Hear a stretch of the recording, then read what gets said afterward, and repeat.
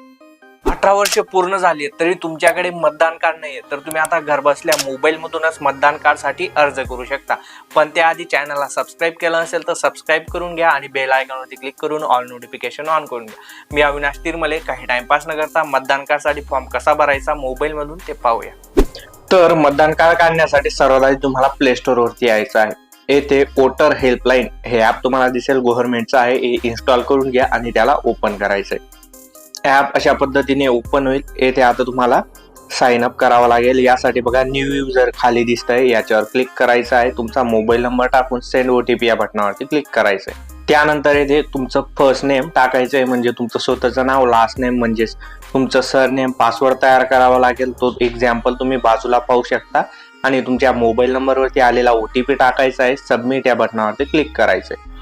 त्यानंतर इथे पाहू शकता आपलं रजिस्ट्रेशन सक्सेसफुल झालेलं आहे। ओके या बटनावरती क्लिक करायचंय। आता इथे तुमचा मोबाईल नंबर टाकायचा आहे, जो पासवर्ड आता तयार केला तो टाकायचा आहे आणि खाली सेंड ओटीपी या बटनावर क्लिक करायचंय। आता तुमच्या मोबाईल नंबरवरती ओटीपी येणार आहे, तो टाकायचा आहे आणि लॉग इन नाव या बटनावर क्लिक करायचंय। तर येथे तुम्हाला लॉग इन झाल्यानंतर खूप साऱ्या सर्व्हिसेस पाहायला मिळणार आहेत। तर इथे वोटर रजिस्ट्रेशन याच्यावर आपल्याला क्लिक करायचंय। त्यानंतर फॉर्म 6 न्यू वोटर रजिस्ट्रेशन याच्यावर आपल्याला क्लिक करायचंय। त्यानंतर खाली ड्रॅग करायचंय आणि लेट स्टार्ट याच्यावर क्लिक करायचंय। त्यानंतर येथे विचारलं जात आहे की तुम्ही आधी अप्लाय केलेलं होतं का किंवा फर्स्ट टाइम अप्लाय करताय, तर येथे yes I am apply for the first time याच्यावर क्लिक करायचंय आणि खाली नेक्स्ट बटनावर क्लिक करायचंय। त्यानंतर या ठिकाणाहून तुम्हाला तुमचं राज्य निवडायचं आहे, तुमचा जिल्हा निवडायचा आहे। त्यानंतर असेंब्ली येथून तुमचं तालुका निवडायचा आहे, जन्मतारीख टाकायची आहे। तर येथे तुम्हाला आधार कार्ड सिलेक्ट करायचं आहे। त्यानंतर आधार कार्ड तुम्हाला खाली अपलोड करायचं आहे। त्याचा फॉर्मॅट जेपीजी पाहिजे, म्हणजेच त्याचा फोटो तुम्ही अपलोड करू शकता आणि त्याची साईज 2 MB पेक्षा कमी असणं गरजेचं आहे। त्यानंतर येथे क्लिक करायचं आहे, येथे गॅलरी सिलेक्ट करायची आहे आणि तुमच्या मोबाईलमध्ये जिथे हे आधार कार्ड तुम्ही ठेवलेलं असेल किंवा फोटो काढलेला असेल ते येथून तुम्हाला अपलोड करायचं आहे।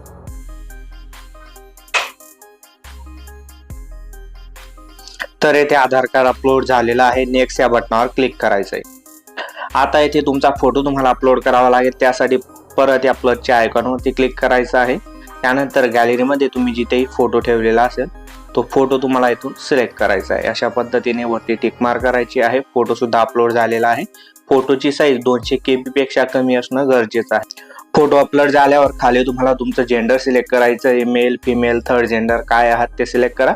त्यानंतर नेम मध्ये तुमचं नाव टाकायचं आहे आणि नाव टाकत असताना तुमचं नाव सोबतच वडिलांचं नाव टाकायचं आहे।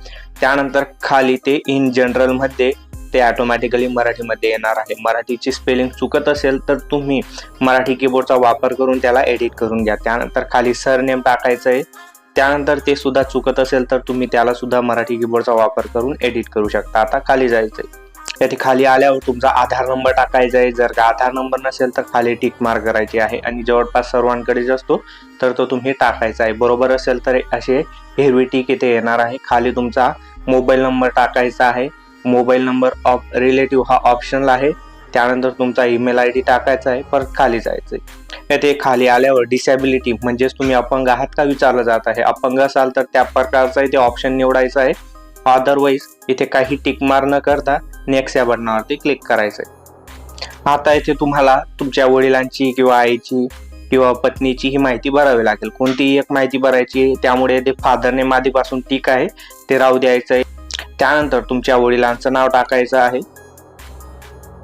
त्यानंतर ते परत खाली मराठीमध्ये ऑटोमॅटिकली येऊन जाणार आहे। आता त्यांचं लास्ट नेम तुम्हाला टाकायचं आहे आणि ते सुद्धा खाली मराठीत येऊन जाणार आहे। ही माहिती बरोबर फिल करा। त्यानंतर नेक्स्ट या बटनावरती क्लिक करा। आता तुमचा ऍड्रेस तुम्हाला टाकायचा आहे। अपार्टमेंटचं नाव टाकू शकता, नंबर टाकू शकता, खेड्यागावातील असाल तर 0 टाका। त्यानंतर खाली स्ट्रीट मध्ये तुम्ही तुमच्या गावाचं नाव टाकू शकता, मोहल्ला म्हणजे जवळचा एरिया, टाउन विलेज मध्ये तुमच्या गावाचं नाव टाका।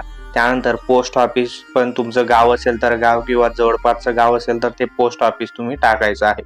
पिनकोड टाकायचा आहे, तहसील टाकायचा आहे आणि येथे ऍड्रेस प्रूफ म्हणून आधार कार्ड सिलेक्ट करायचं आहे आणि येथे अपलोड या बटनावर क्लिक करून गॅलरीमधून आधार कार्ड तुम्हाला अपलोड करून घ्यायचा आहे. त्याची साईज 200 KB पेक्षा कमी 200 MB पेक्षा कमी असायला पाहिजे. फॉर्मॅट JPG असायला पाहिजे.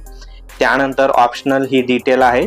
आपल्या फॅमिलीमधून कोणाचं मतदान कार्ड आहे का ते विचारलं जात आहे. ही माहिती तुम्ही नाही टाकली तरी चालणार आहे. आता नेक्स्ट या बटनावरती क्लिक करायचं आहे. त्यानंतर आपण फायनल स्टेजला येथे आलेलो आहोत. तर येथे डिस्ट्रिक्टमध्ये तुमचा जिल्हा तुम्हाला निवडायचा आहे. त्यानंतर गावाचं नाव टाकायचं आहे. आता येथे तुम्ही या गावाला कधीपासून राहत आहात तर इथे डेट तुम्हाला निवडावी लागते. तर डेट कोणती निवडायची आहे, तुमची जी तुमचं जन्मतारखेचं वर्ष तुम्हाला इथून निवडून घ्यायचं आहे. त्यानंतर प्लेसमध्ये परत तुम्ही तुमच्या गावाचं नाव टाकायचं आहे. डन या बटनावरती क्लिक करा. आता तुमचा जो संपूर्ण फॉर्म आहे तो एकदा तुम्हाला चेक करायला इथे मिळून जाईल. तो फॉर्म चेक करायचा आहे. त्यानंतर मग कन्फर्म या बटनावरती क्लिक करायचं आहे. कन्फर्म बटनावर क्लिक केल्यानंतर इथे पाहू शकता जो आपला ऍप्लिकेशन फॉर्म आहे वोटर आयडीचा तर तो इथे सक्सेसफुली सबमिट झालेला आहे. हा रेफरन्स नंबर तुम्ही लिहून घ्यायचा आहे. याचा स्क्रीनशॉट काढून घ्यायचा आहे. याचा वापर करून आपण स्टेटस चेक करू शकतो की आपलं वोटर आयडी कार्ड कुठपर्यंत गेलेलं आहे. तर इथे ओके या बटनावर तुम्ही क्लिक करायचंय.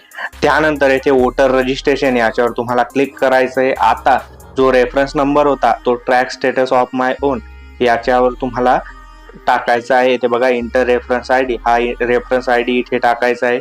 त्यानंतर तुमचं राज्य तुम्हाला निवडायचं आहे आणि ट्रॅक स्टेटस याच्यावर क्लिक करायचं आहे. तुम्ही तुमच्या वोटर आयडीचं म्हणजेच मतदान कार्डचं स्टेटस चेक करू शकता आणि अशा पद्धतीने तुम्ही तुमचं जे वोटर आयडी कार्ड आहे तर ते अप्लाय करू शकता. स्टेटस चेक झाल्यानंतर ते जर का प्रोसीड झालं असेल तर डाउनलोड ई-पिक याच्यावर क्लिक करून तुम्ही तुमचं मतदान card voter ID card download सुद्धा करू शकता. आणि ते मतदान कार्ड कशा पद्धतीने डाउनलोड करायचं त्याची माहिती आपण याच्या नेक्स्ट व्हिडिओमध्ये पाहणार आहोत. त्यामुळे अजून चॅनलला सबस्क्राईब केलं असेल तर सबस्क्राईब करून घ्या. हा व्हिडिओ जर इंस्टाग्रामवरती पाहत असाल तर फॉलो करून घ्या. मी अविनाश तिरमले. पुन्हा भेटू अशाच एका नवीन व्हिडिओमध्ये. तोपर्यंत गुड बाय.